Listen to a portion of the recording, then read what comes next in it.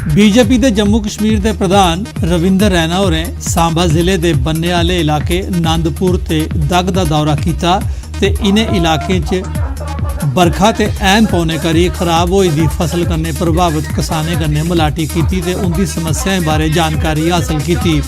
रविंदर रैना होरें गलाया जे जम्मू कश्मीर के LG होरें गी पहले गए इस गल की जानकारी दे दी गई दी है। उन्हें भरोसा दिवाया जो केंद्र सरकार किसानें ताईं पैकेज की घोषणा करेगी। जल्द हम जम्मू कश्मीर के उपराज्यपाल जी से मिलकर उनसे निवेदन करेंगे कि जल्द से जल्द किसानों को उचित मुआवजा दिया जाए।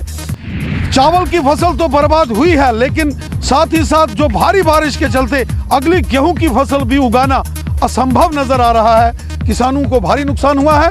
हमने हर खेत के अंदर जाकर इसका मुआयना किया है और देखा है कि किसानों को भारी नुकसान हुआ है। रविंदर रैना हुंदे सांबा दौरे दौरान सरोर टोल प्लाजा बारे पूछे गए दे सवाल बारे उन्हें गलाया जे टोल प्लाजा की कोई लोड़ नहीं है तो वो इसकी ढाइये के साह लैंगन। टोल प्लाजा को जिस तरीके से लगाया गया है, national highway authority of India ने टोटली गलत तरीके से लगाया है।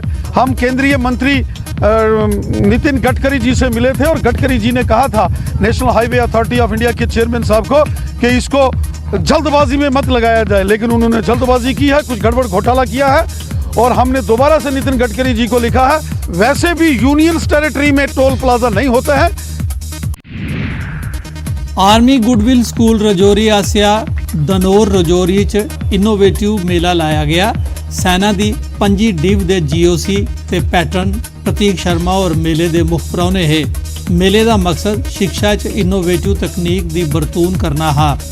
मेले च टीचरें बंगलुरु च अगस्त्य फाउंडेशन आसिया लाई गई दी 4 ध्याड़े दी वर्कशॉप थमां कलैक्ट की गई दियां इनोवेटिव किट्स का प्रदर्शन किया, जिन्हें की छात्रें बड़ा पसंद किया।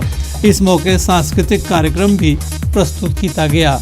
आज हमें यहाँ तो कुछ मोटिवेशन देने के लिए आए हैं और उनको देख के हमें ऐसा लगता है कि हम भी इस स्कूल से पढ़ के बहुत कुछ सीख के जा रहे हैं और हम भी कुछ ना कुछ कर सकते हैं उनकी तरह। पुंछ दे समाजी संगठन डिस्कवर पुंछ आसिया टूरिज्म की बढ़ावा देने ते पुंछ दे टूरिस्ट स्पॉट्स की उजागर करने ताईं एक बाइक रैली का आयोजन किया गया। इस विच बड़ी गिनती च नौजवान बाइक सवारें हिस्सा लेता। कमिश्नर सैकटरी अजीत कुमार साहू ते DDC पुंछ राहुल यादव और कार्यक्रम के मुख परौने है। जम्मू थमां भी नौजवान बाइकर रैली च हिस्सा लैने की पुंछ पुज्जे दे है। रैली पुंछ नगर स्थित डाक बंगले थमां मंडी तहसील दे लोरन तोड़ी कड्ढी गई। सबका मतलब जो काम है वो यही है कि जो जम्मू में दूर दराज इलाके हैं जहाँ अभी तक टूरिज्म का ज़्यादा स्कोप नहीं है, पर वो हो सकता है टूरिज्म मतलब पोटेंशियल, तो वहाँ तक जाते हैं। आज हम अपना जो 10 बाइकर हैं हमारे जम्मू से कल के आए हुए हैं यहाँ पे। डिस्कवर पुंछ करके एक कैंपेन शुरू किया है, तो मुझे लगता है कि इस तरह के कैंपेन से पुंछ जैसे जो रिमोट डिस्ट्रिक्ट हैं कार्नर में पड़ते हैं और जो मेन स्ट्रीम के नज़र से छूट जाते हैं, तो उसको मेन स्ट्रीम में लाने के लिए और लोगों को ये बताने के लिए कि पुंछ एक खूबसूरत जगह है और it's a wonderful place to visit.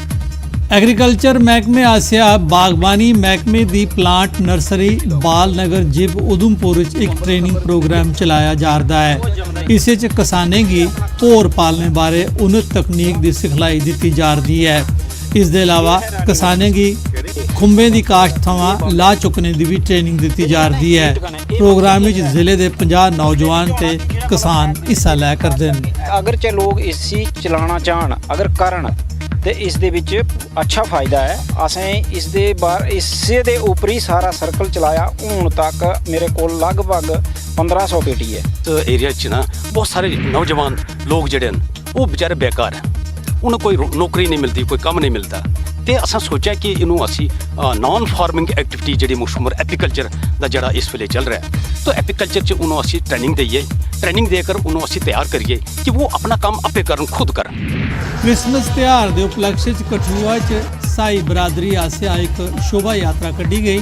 शोभा यात्रा च प्रभु ईसा मसीह उनके जीवन के बख-बख पक्खें की दर्शाया गया हा।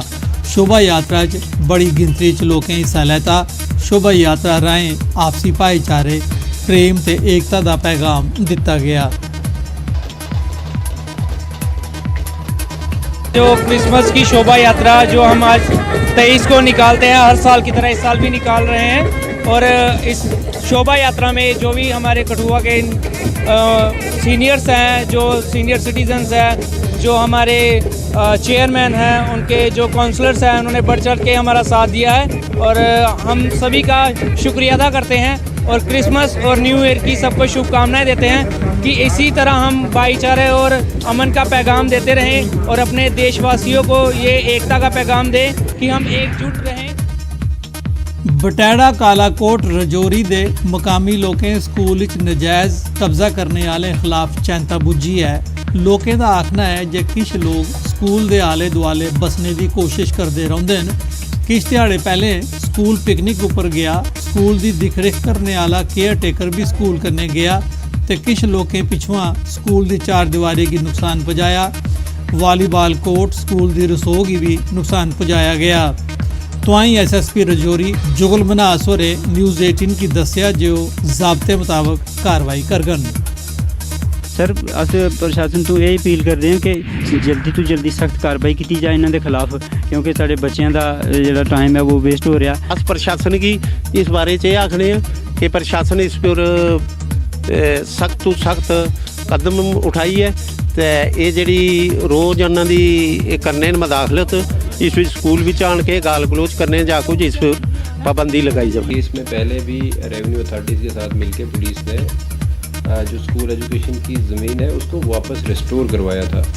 अभी दोबारा कंप्लेंट उनकी रिसीव हुई है और जो भी लीगल एक्शन बनता होगा वो लिया जाएगा। पुंछ जिले के मेंढर सब डिवीजन के अरनी जोन के तहत ग्रां अड़ी के सरकारी स्कूल के 300 छात्र छात्राएं ताईं सिर्फ 4 कमरे न। एक कमरा ऑफिस ताईं मखसूस है। इस गर्ल्स मिडल स्कूल पोठी अड़ी 6 महीने पहले सुरक्षा कार्यकारी हाई स्कूल अड़ी के छात्रें की भी इससे कन्ने अटैच किया गया हा। कमरे नहीं होने कारण छात्रें की खुले गासा हेठ ठंड के मौसम में पढ़ाई करने की मजबूर होना पवरदा है। इस करी छात्रें कन्ने कन्ने टीचर भी परेशान हैं। और हम सब यहाँ पे नीचे बैठे हुए हैं, यहाँ पे खिड़कियों की हालात बहुत ख़राब है और वहाँ से ठंड अंदर आती है। हमें जल्द से जल्द सरकार से गुजारिश है कि हमें ऊपर बैठने के प्रबंध किए जाएं। ये जो मेरे पास 3 रूम्स हैं ये भी बेड कंडीशन में है, ये भी बैठने के काबिल नहीं, ना ही किसी क्लास लगाने के काबिल हैं। फर्श उनमें नहीं है, खिड़कियाँ उनमें नहीं है, फिर भी हम किसी तरीके से मैनेज कर रहे हैं, किसी तरीके से हम स्कूल को चला रहे हैं। इसमें कोई शक नहीं है कि हमारे पास 18 कनाल से ज़्यादा रकबा है, लेकिन बिल्डिंग हमारे पास जो है